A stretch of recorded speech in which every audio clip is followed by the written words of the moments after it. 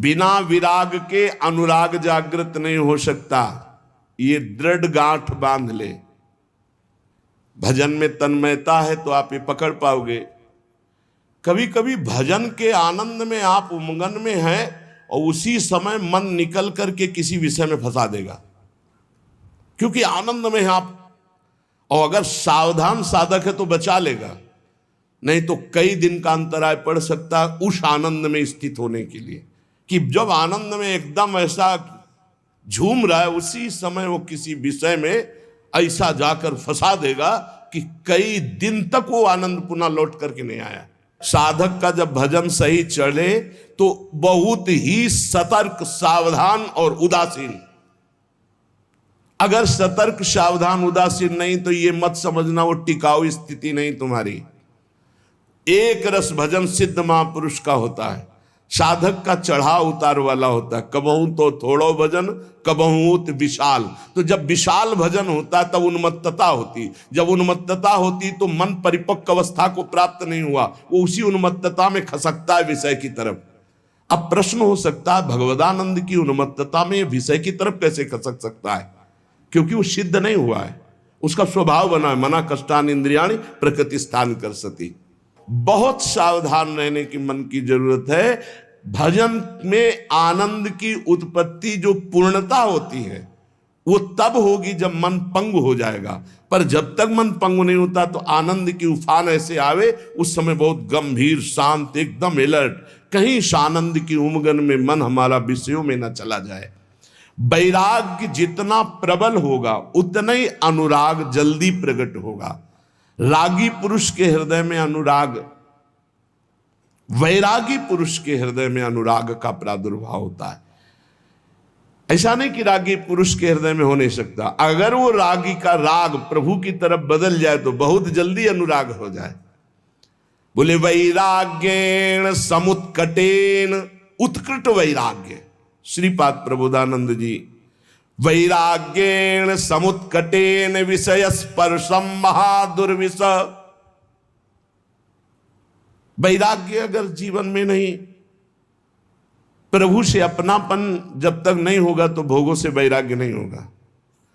जब तक खूब नाम जप नहीं होगा तो भोगों से वैराग्य नहीं होगा।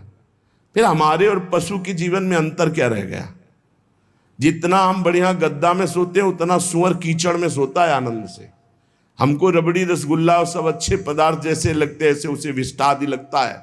हमको अपने बच्चे जैसे प्यारे लगते हैं उसको अपने बच्चे प्यारे लगते हैं। हमको अपना शरीर जितना प्यारा लगता है उसको अपना शरीर प्यारा लगता है। जो भी निद्रा भय हार मैथुन ये सब के संसार में हमारी विशेषता तभी है जब हम प्रभु से अपनापन करके भजन परायण होकर धर्म पूर्वक जीवन व्यतीत करें। उसका जीवन किस काम का? जरि जाओ सो जीवन जान की नाथ, जिए जग में तुम्हारो बिन हुए। उसका जीवन व्यर्थ। गोस्वामी जी कह रहे हैं, अरे बड़े भाग मानुष तन पावा, सुर दुर्लभ सद ग्रंथन गावा। इस बात के लिए जो सुअर कुत्ता भोग रहे हो वही तुम भोग रहे हो। खास बात क्या है? भगवान का आश्रय और भजन। गोस्वामी जी कहते हैं जिनको भगवान नाम जप में रुचि नहीं, भगवान की शरणागति नहीं, वो सचमुच पशु से भी गिरे हुए हैं। तिनते खर सूकर स्वान भले, श्रेष्ठ अच्छे। उस मनुष्य से, जो मनुष्य देह को कहा गया है देव दुर्लभ, दुर्लभो मानुषो देहो, अगर हरि शरणम नहीं, भजन नहीं, तो उनसे खर माने गधा, सूकर, सुअर और श्वान कुत्ता। कुत्ता, सुअर, गधा अच्छे। गधा बोझा, कुत्ता चंचल चित्त होकर द्वार द्वार भटकना, सुअर सुबह शुभ का कोई ज्ञान नहीं, बस भक्षा भक्ष खा के जीवन व्यतीत कर। ऐसे बुद्धि भ्रष्ट हो जाती। केवल धन, केवल मान प्रतिष्ठा, लोग चाहे जैसा जीवन व्यतीत करना पड़े। सोचो तलवार की नोक पर जो मान समय खवाया जाता था तो गर्दन कटवा देते थे सनातन धर्मावलंबी। कभी जवान पर नहीं रखा, पैसा रख के खा रहे। कैसी बुद्धि भ्रष्ट हो गई। पूछ नहीं सकते हैं, हिम्मत नहीं रह गई है, भ्रष्ट हो गए हैं। उनको लगता है मैं बलवान हो जाऊंगा, मैं धनवान हो जाऊंगा, ये सब निकृष्ट पदार्थ भक्षण करके। तिनते खर सूकर स्वान भले, गदहा सुअर कुत्ता अच्छे, क्योंकि वो अपने कर्मों को भोग कर ऊपर उठ रहे हैं। और ये बिना पूंछ और बिना सींग का पशु ऐसे पशुवत राक्षसी आचरण करके निम्न योनियों की तरफ जा रहा है। मां ने 10 महीने 9 महीने गर्भ में क्यों रखा ऐसे को? बांझ क्यों न हो गई? गर्भ श्राव क्यों नहीं हो गया? गर्भ गिर क्यों नहीं गया ऐसे का, जो भगवान का नहीं हुआ, राष्ट्र का नहीं हुआ, धर्म का नहीं हुआ, भजन का नहीं हुआ? ऐसा मानव जीवन व्यर्थ है। जरि जाओ सु जीवन जानकी नाथ, जिए जग में तुम्हारो बिन होए। हे प्रभु, संसार में जो जीव तुम्हारा नहीं हुआ उसका जीवन व्यर्थ है, व्यर्थ है। वो काम क्रोध लोभ मोह मद इनसे मत्सर इनसे जलता रहेगा, जल जाएगा। चाहे जितना वैभव हो, गजबाजी घटा भले भूरी भटा, बनिता सुत भौह तक सब वै, धरनी धनु धाम शरीर भलो, सुरलू कहु चाहे इह सुख स्वय। सब फोकट साटक है तुलसी, अपनो न कछु सपनो दिन द्वे। जरि जाऊ सु जीवन जान की नाथ, जिए जग में तुम्हारो बिन होए। गोस्वामी जी के समय हाथी घोड़े की सवारी यहाँ विशेष महानता मानी जाती थी। अब तो कार वाला समय है। अच्छे अच्छे वीर अंग रक्षक हैं, पृथ्वी धन घर शरीर सब इतना सुंदर वैभव की देवता भी ललचाए। गोस्वामी तुलसीदास जी कहते हैं ये बढ़ एक से एक बढ़कर जो सब सुख उसके पास है, पर उसने भगवान को अपना नहीं माना, एक दिन भी सत्संग भजन नहीं किया, तो मरेगा तो नरक जाएगा, जीवन व्यर्थ चला गया। हे जानकी नाथ, आपके बिना जिसका जीवन गया वो जलाने योग्य जीवन।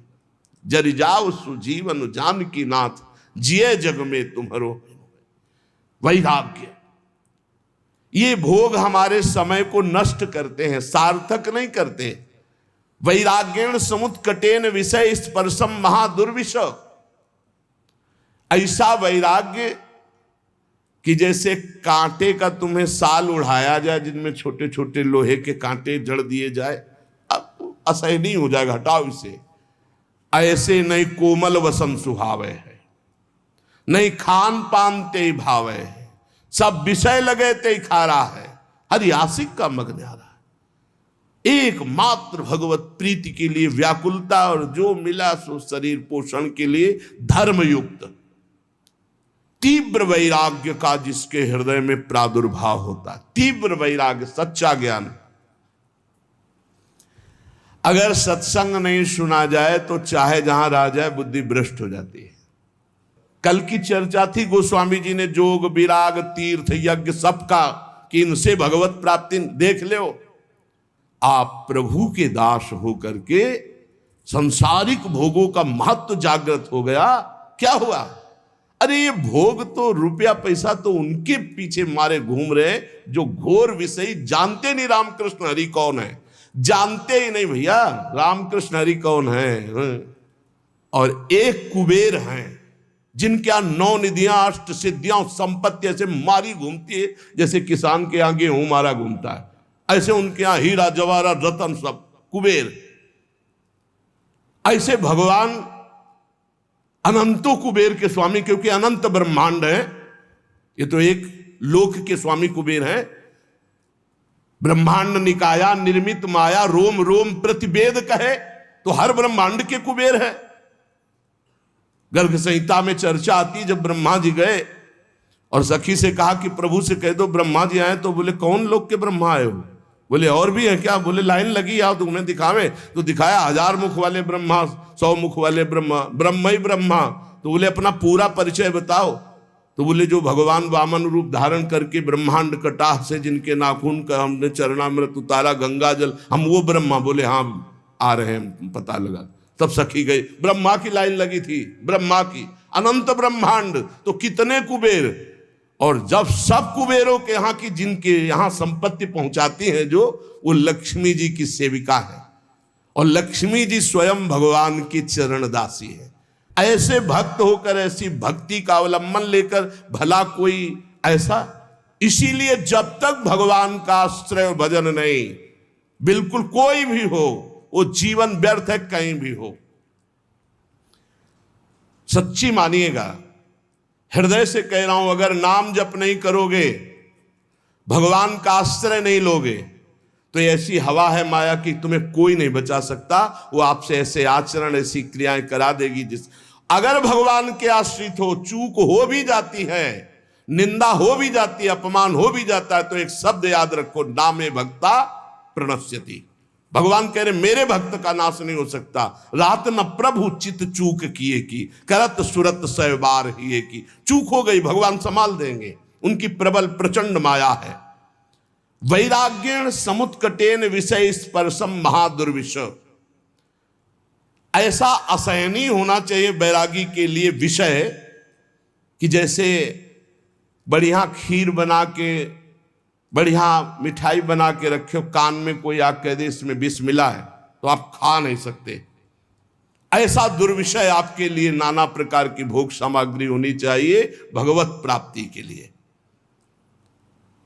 ज्वालावत कलयन मनागपि नतई संगेन रंगम दधत। ये जितने मनोरंजन है सब आग के समान जलाने वाले लगने चाहिए। ये सब हमारी चित्त वृत्ति का अपहरण करके प्रभु से विमुख करने वाले नहीं। पाणो निश्च कपोल मश्रु सलिलई संचालयन राधिका, कृष्णा पार कृपावधारण धरोध्यासी वृंदावनम। ऐसे बैठकर प्रभु का चिंतन करते हुए अश्रु प्रवाह कर रहा है, घोर वैराग्य से युक्त है, किसी विषय को विष के समान समझता है, कोई भी सुख मनोरंजन उसके लिए आग के समान जलाने वाला है। एकांत में बैठा हुआ, हथेली पे कपोल रखी, अश्रु प्रवाह करता हुआ हा राधा हा कृष्ण बार बार पुकार रहा है, और ऐसे भगवान के ध्यान में मगन जो है उसका जीवन धन्य है। चाहे वो वृंदावन में हो, चाहे वो किसी भी देश का वासी हो, कहीं भी रह रहा हो, जो भगवान के चिंतन में सुप्रवाह करके निर्विषय चित्त से भगवान के ध्यान में तन्मय है, धन्याति धन्य उसका जीवन है। नैवालोकित लोकवेद, ना हमें लोक में देखना है किसी की तरफ, अवलोकन ये कैसा है। आप सच्ची मानिए, जो भक्त होता है वो क्रियाएं नहीं देखता है, भक्त कारण तत्व को देखता है। इसका कारण क्या, ये जो क्रिया हुई इसका कारण क्या है। बड़े बड़े महापुरुषों ने ये देख के निर्णय किया है कि संसार में कोई भी प्राणी ऐसा नहीं है जो केवल दोष युक्त ही हो, उसमें गुण भी है, और कोई भी गुणी ऐसा नहीं भगवान और भगवान के प्रेमी भक्त के सिवा छोड़कर जिसमें दोष ना हो। पक्का जड़ चेतन गुण दोष में विश्व कीन करतार, नैवा लोकयन मत देखो। जड़ चेतन गुण दोष में विश्व कीन करतार, संत हंस गुण गाहे पे परिहरिवारी विकार। जैसे दूध पानी को एक में मिला के रख दो, हंस जो है दूध पी जाएगा, पानी छोड़ देगा। पूरा चराचर जगत गुण दोष से मिला। जैसे शुद्ध सोने का आभूषण नहीं बनता, उसमें कुछ मिलावट होती, ऐसे ये शरीर पाप और पुण्य से बना है, गुण और दोष से मिश्रित बना है। किसी में दोषों की बाहुल्यता होती, गुण बहुत कम होते हैं, किसी में गुणों की बाहुल्यता होती, दोष बहुत कम होते हैं। गंगा किनारे जब हम भ्रमण कर रहे थे, घाट है वहां, बहुत संत जन रहते थे, अब तो खंडहर हो गया, अब संत जन वहां। वहां कुछ दिन रहे अकेले, पास में देखा कि 8-10 लोग राइफल लिए खड़े हैं और गंगा में खड़े होकर के वो आराधना 3-4 घंटे करता। हमें आश्चर्य हुआ जब वहां लोग गंगा नहाने आए, पूछा कि रात्रि में ऐसा हमने दृश्य देखा है। कौन तपस्वी है जो भयभीत भी है कि राइफल की रक्षा में वो खड़े हो। अरे बोले वो नामी डकैत है, जिंदा आदमियों को काटता है, वो गंगा की आराधना करता है। 4 घंटे महान तपस्वी की तरह हाथ उठाकर गंगा जी की आराधना रात्रि में वही रोज देखते, क्योंकि रहते थे। और राइफल लिए 8-10 लोग टहल रहे और वो गंगा जी में से एक वस्त्र धारण किए खड़ा है और वो उस आदमियों को काटता था। तो यहां कह रहे कि कोई ऐसा नहीं जिसमें दोष ना हो और जिसमें गुण ना हो। गुण दोष युक्त पूरी सृष्टि है। हमको न गुण देखना है न दोष देखना है। उत्तम साधक को तत्व देखना है। भगवान सब में विराजमान है। सुनौ तात मायाकृत गुण और दोष अनेक, गुणया उभय न देखी, देखी सो अविवेक। यदि आपने किसी के गुण देखा तो राग हो जाएगा, दोष देखा तो द्वेष हो जाएगा। और राग और द्वेष दोनों बंधन कारक हैं। भगवत प्राप्ति में तुम्हारी बाधा आ जाएगी, तुम्हारी भगवत प्राप्ति में बाधा आ जाएगी। इसलिए हमें चाहिए कि हमारे संपर्क में जो भी व्यवहार करने वाले व्यक्ति आवे, हमें ऐसा व्यवहार करना चाहिए। पहला तो भगवत भाव, इनमें प्रभु हैं, ऐसी भावना। अपने को बचा लोगे आप उनके दुर्व्यवहार से। और दूसरी बात, जब ये पता चले कि दुष्ट स्वभाव का है तो इतना मृदु व्यवहार करो कि तुम्हारे व्यवहार से उसके दुष्ट स्वभाव में कमी आवे और सत स्वभाव बढ़ने लगे। तब तो तुम माने जाओगे भगवान का भजन करने वाले। तुम जलती आग में और पेट्रोल डालने वाली बात करोगे तो उसकी दुष्टता और बढ़ जाएगी। दुष्टता को साधुता के द्वारा दमन करके उसकी साधुता को बढ़ानी चाहिए, जिससे उसका तमोगुण घटे, सतोगुण बढ़े। तो ये तुम्हारी भागवतिक सेवा बन जाएगी। कितना बढ़िया सेवा बता रहे। हमसे कोई न कोई मिलता ही रहता, घर गृहस्थी परिवार में सब कोई बुरे स्वभाव वाला है तो हमको इतना संभल कर व्यवहार करना है कि उसके अंदर सतोगुणी भाव आवे, तो हमारी भगवत सेवा बन जाएगी। हम कोई ऐसा कटु व्यवहार, कटु वचन न बोले जिससे उसके हृदय में तमोगुण बढ़े, क्योंकि आसुरी स्वभाव वाला वो तो है ही।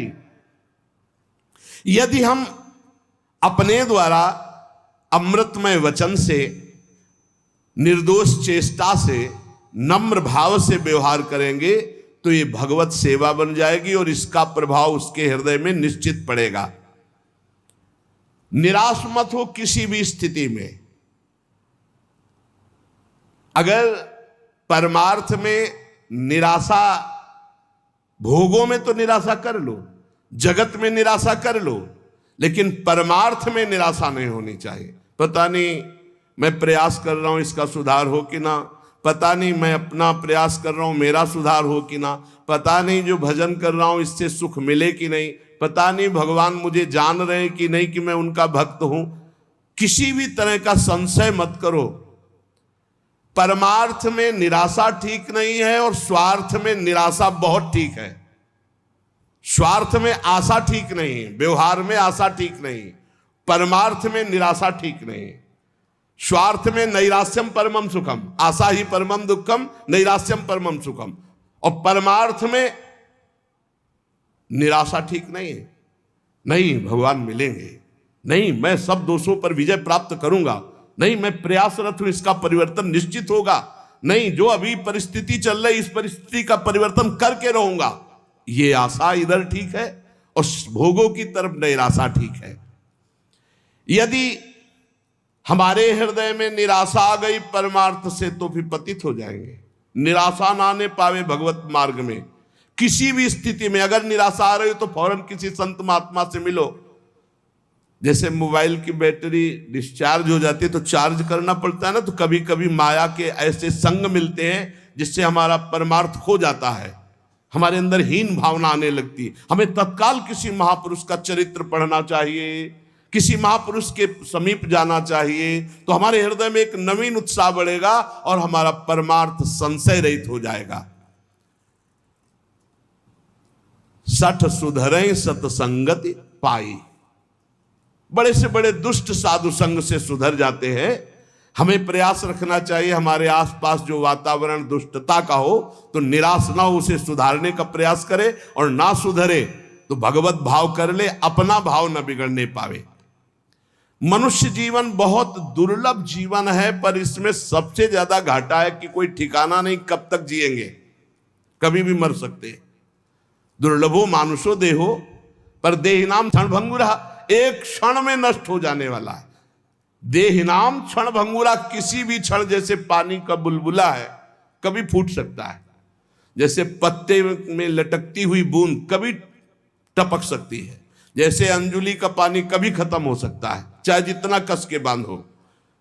संसार को मोह माया ने फंसा करके भगवान से विमुख कर दिया, और ये मानव जीवन भगवत प्राप्ति के लिए मिला।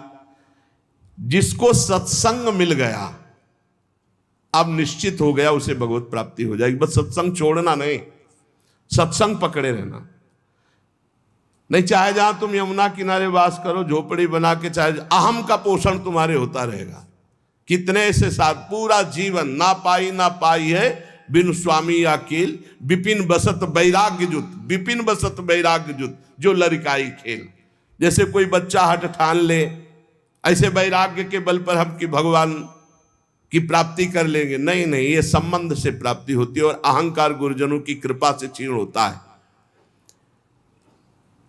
सत्संग के बिना भगवत प्राप्ति असंभव है। आज तक किसी को भी भगवत प्राप्ति हुई तो सत्संग से हुई। जब सत्संग मिले तो समझ लेना चाहिए मेरा भगवत प्राप्ति का पास हो गया, ये सत्संग।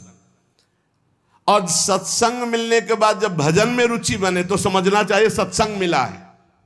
अगर भजन में रुचि नहीं तो सत्संग नहीं है, फिर सत्संग नहीं। बहुत बढ़िया सुंदर वर्णन कर महापुरुष। मनुष्य जीवन बड़ा दुर्लभ है, पर क्षण भंगुर है, कभी भी नष्ट हो सकता है। इसमें माया ने नाना प्रकार के भोग और मोह में फंसाकर भगवान से जीव को विमुख करके दुर्गति ही की है। जिसको सत्संग मिला उसको सदगति हुई। बड़े भाग पाइप सत्संगा और बिना ही प्रयास हो ही भवभंगा। तो बोले सत्संग का फल है भजन, रात दिन नाम सुमिरन ठाकुर सेवा। अगर ये नहीं, भजन में चित्त नहीं, तो सत्संग ही नहीं मिला, या तो आपने सुना ही नहीं। पारस तो समीप है, स्पर्श नहीं हुआ तो लोहा सोना नहीं बनेगा। आप सत्संग में गए, सो गए, या प्रपंच या अन्य चिंतन और दोष दर्शन, तो भी सत्संग नहीं हो। सत्संग श्रोता सोई परम सुजान सुनत चित्त रति करे। श्रोता वही जो जाग कर वक्ता की तरफ देखता रहे और उसके वचनों का मनन करके जीवन में उतारे। ध्यान के द्वारा सत्संग के एक एक शब्द का बड़े बड़े महापुरुषों के वचन चयन करके आपको सुनने को मिल रहे हैं, जो हर ग्रंथों में आपको नहीं खोजना पड़ेगा। खोजे खोजाए एकदम, पिने पिनाए एकदम दूध है, पान कर लो। सब दोषों का नाश सत्संग से हो जाता है, सब दोषों का नाश। रोज अपनी कमी महसूस होती है सत्संग में, रोज ऐसा लगता है सत्संग मेरे लिए ही हो रहा है।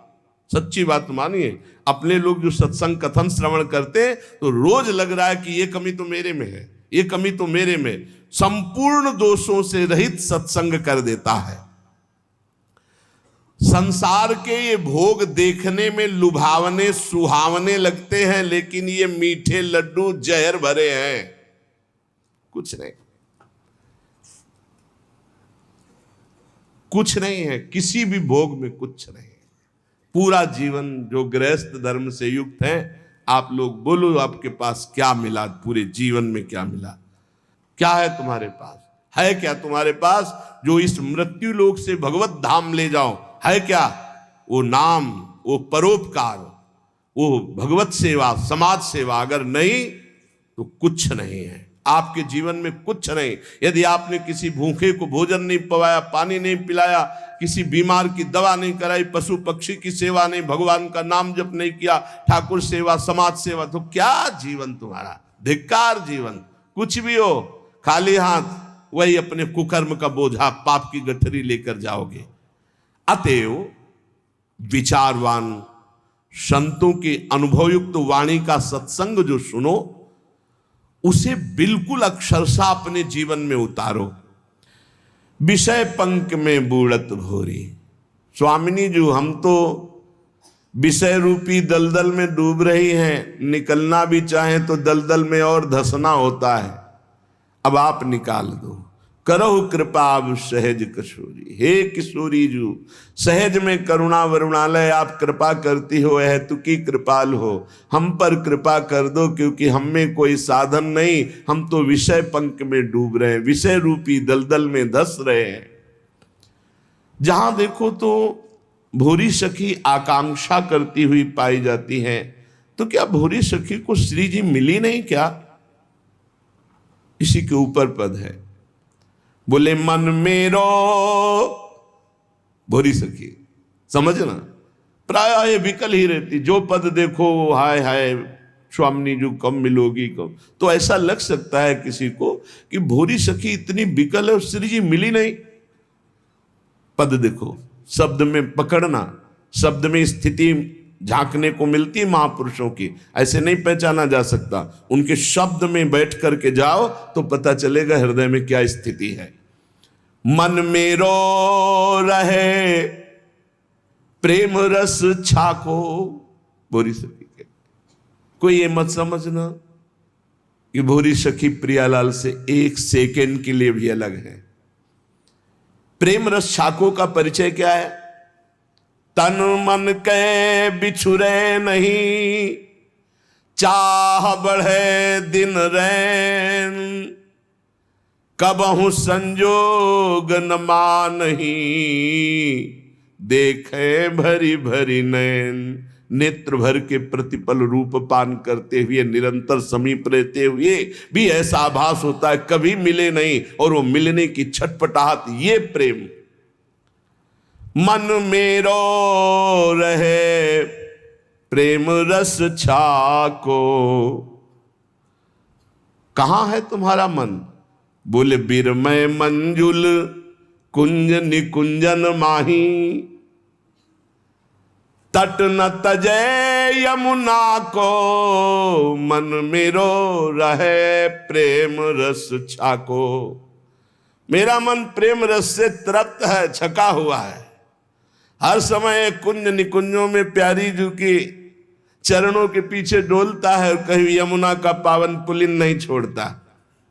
और रीझी के तन मन वारों, देखत रूप छटा को, प्रतिपल अपने आराध्य देव युगल सरकार की रूप माधुरी देखकर अपने तन मन बलिहार करता रहता हूं। स्थिति देखो, हिली मिली डोलत मेरी भोरी की सोरी, ये लाल बिहारी बांको, बांके बिहारी के साथ मेरी स्वामिनी जी गलवैया दिए हुए डोल रहे, मैं उनके पीछे पीछे। रीझी रीझी के तन मन वारों, देखत रूप छटारी, मन मेरो रहे प्रेम रस छाको। मेरा मन प्रेम रस में छका है। उपासक की जो विरह अवस्था होती है वो मिलन में अमिलन। उपासक की क्या, उपास्य देव की देख लो, श्री स्वामी हरिदास जी महाराज वर्णन करते बांके बिहारी जू की स्थिति। बांके बिहारी जू महाराज कह रहे, प्यारी जू जब जब देखो तेरो मुख, तब तब नयो नयो लागत, ऐसो भ्रम होत देखो न कबहूरी, दुति को दुति लेखनी न कागत। ऐसा भ्रम होता है कि मैंने कभी आपको नहीं देखा, यद्यपि अनसन पर भुज दिए बिलोकत, इंदु बदन विबियोर, करत पान रस मत परस्पर लोचन त्रसित चकोर। प्रतिपल गलवैया दिए हुए एक दूसरे की चंद चकोर की भांति रूप माधुरी का पान करते रहते, फिर भी ऐसा लगता है दो आदिनांत विलास करें, तो लाल प्रिया में भई न चिन्हारी। आज तक पहचान नहीं हो पाई प्यारी जी और प्यारे जी की। कौन है ये? प्रतिक्षण वर्धमान प्रेम है ये, जो पहचान नहीं होने देता, ये जो अनुभव नहीं होने देता कि मैं भर नेत्र अपनी प्यारी जी को देख लिया। इसीलिए भोरी सखी हर समय विलपती रहती हैं। यद्यपि उनके सामने प्रिया प्रीतम है, उनके समीप प्रिया प्रीतम है, उनके हृदय में प्रिया प्रीतम है, उनका मन हर समय कुंज निकुंज जो यमुना के पावन पुलिन तट पर विराजमान है, वहां गलबैया दी हुई विचरण करते हुए बांके बिहारी और लाडली के साथ ही रहता है। पर वो विकल रहता है, प्रेम विकल रहता है। प्रेम में कभी पूर्णिमा नहीं होती, प्रेम में कभी प्यास नहीं बुझती, हर समय प्यास बढ़ती रहती है। लोचन त्रसित चकोर। पर ये प्रेम की स्थिति तब आती है जब वैराग्य हो,